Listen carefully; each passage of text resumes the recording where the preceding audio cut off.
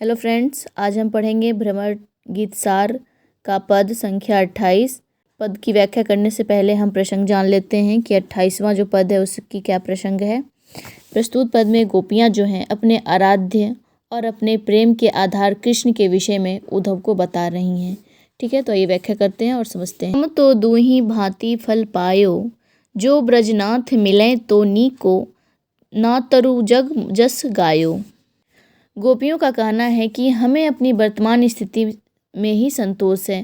हमें कृष्ण नहीं मिले इसका दुख है, लेकिन फिर भी हम संतोष करते हैं। यदि हमारी विरह अवस्था में हमें कृष्ण के दर्शन हो जाते हैं तो वह हमारे लिए पर्याप्त है, अन्यथा हमें तो जगत में यही प्राप्त होगा कि हम जीवन भर प्रेम व्रत में दृढ़ रहीं और अपने व्रत से विचलित नहीं हुई। हमने श्री कृष्ण के प्रेम को त्याग कर इस योग साधना को धारण नहीं किया, इसे हमें यश ही प्राप्त होगा। गोपियों के कहने का अभिप्राय यह है कि विरह अवस्था में यदि उन्हें प्रियतम का संयोग सुख प्राप्त हो सकता तो उन्हें निश्चय ही सुख होगा, परंतु यदि उनके इस विरहणी जीवन में ही उनकी मृत्यु हो जाती है और वे प्रियतम से मिल नहीं पाती हैं तो भी उन्हें यश प्राप्त होगा।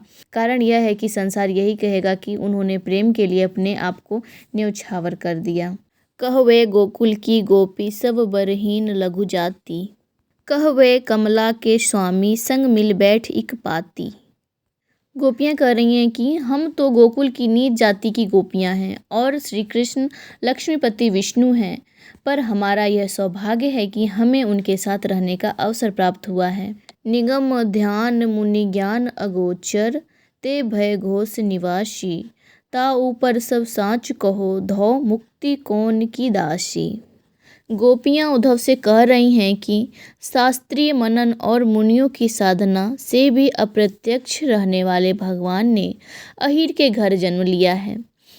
अब तुम ही बताओ कि हम कृष्ण के उसी साकार रूप की उपासना क्यों ना करें, क्यों हम अप्रत्यक्ष की पूजा करें, हम प्रत्यक्ष की पूजा क्यों ना करें।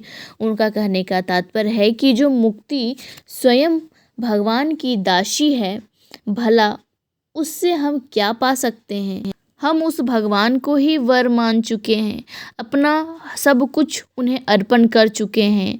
अब तुम हमें इस योग चर्चा की बात में मत उलझाओ। हमें यह योग चर्चा की बातें अच्छी नहीं लगती हैं, इसलिए तुम इन बातों को हमसे दूर ही रखो। जोग कथा पा लागो, उद्धव ना कहू बारंबार, सूर श्याम तजी और भजे, जो ताकी जननी छार। गोपियाँ उद्धव से कहती हैं कि हे उद्धव, हम तुम्हारे पैर पकड़कर कहती हैं कि तुम हमसे योग साधना की बातें बार बार मत कहो। हम इस बात को सुन के थक चुके हैं। सूर कह रहे हैं कि गोपियों ने अंत में पुनः उद्धव से कहा कि जो कृष्ण को तज कर किसी अन्य का सहारा चाहता हो, उसकी माता राक्षसी तुच्छ होंगी और वो हम नहीं हैं। हम श्री कृष्ण को अपने मरते दम तक नहीं भूलेंगे। भले कृष्ण हमें भूल जाएं, हमें छोड़ दें, हमें कभी याद न करें, लेकिन हम उन्हें अपने जीवन पर्यंत उन्हें याद करेंगे और उन्हीं की यादों में जीवित रहेंगे।